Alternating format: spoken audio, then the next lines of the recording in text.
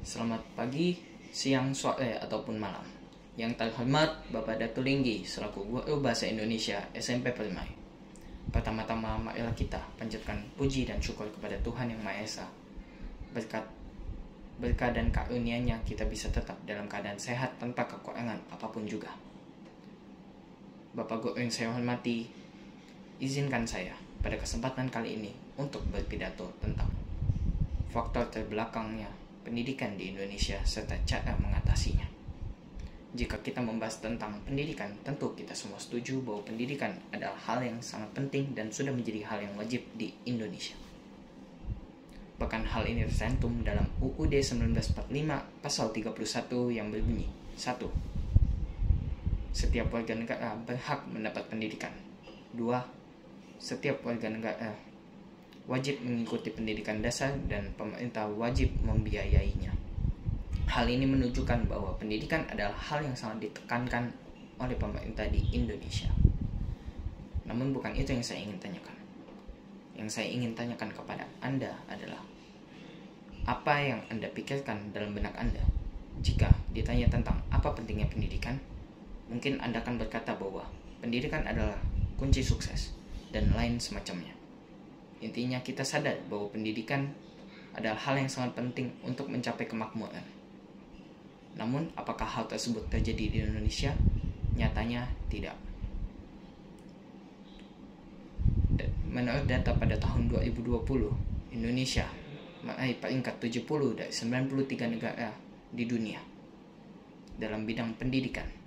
Sementara di Asia sendiri, negara kita tercinta, Indonesia, meraih peringkat ke-13 dari 15 negara yang mengikuti tes.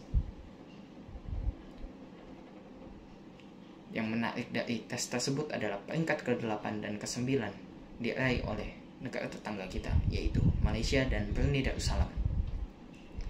Hal ini tergolong cukup menyedihkan mengingat kita memiliki SDM dan SDA yang jauh lebih banyak daripada dua negara tetangga tersebut.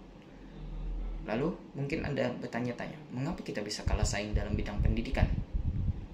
Menurut data yang saya kumpulkan, 4.586.332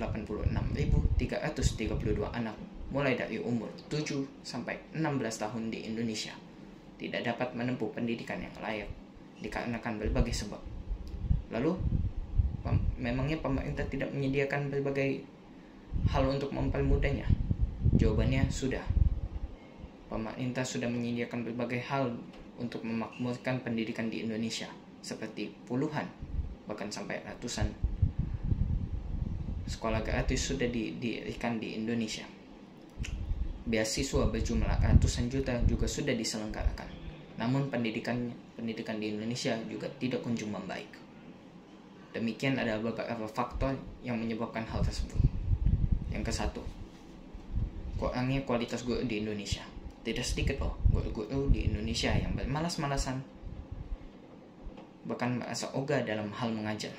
Padahal sudah sangat jelas bahwa tugas guru adalah untuk mengajar dan mendidik para muridnya untuk menjadi pintar. Guru-guru seperti ini tidak layak untuk mengajar karena dapat memberi sifat yang buruk kepada para siswa yang notabene adalah penerus generasi bangsa. Sementara faktor yang kedua adalah kurangnya minat belajar dari para siswa. Jika dilihat dari sisi lain, para siswa sebagai pelajar tentu memiliki peran yang sangat amat besar dalam mengembangkan pendidikan di Indonesia. Namun pada zaman sekarang ini, para siswa lebih sering menghabiskan waktunya dalam bermain game.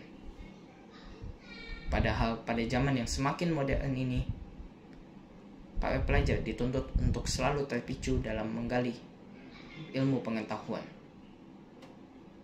Jika lengah sedikit saja, bisa membuat diri sendiri menjadi terbelakang. Lalu, apakah itu salah pemerintah? Mungkin bisa kita salahkan jika kita melihat buruknya edukasi di televisi. Tetapi tidak adil juga bila kita hanya menyalahkan pemerintah. Ini juga disebabkan oleh kurangnya pengertian dari orang tua terhadap anaknya dari fase anak-anak sampai remaja.